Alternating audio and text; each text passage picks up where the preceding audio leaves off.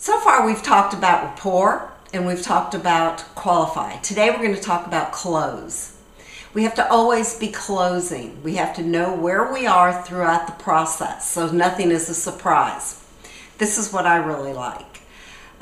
You know what? We have to ask. We have to get into the habit of asking.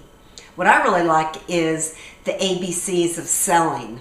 Always be closing. Because you know what? If we don't ask, we're not going to get. So let's take for instance, you're on a listing presentation and you're through with your listing presentation and you ask your client, Mrs. Client, Mr. Client, are there any questions? Do you have any additional questions?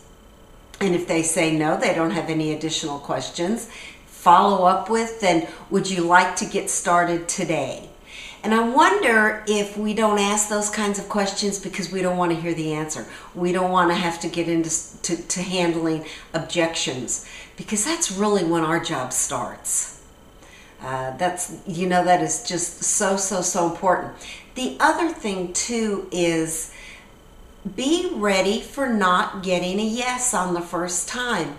It may take, you know what?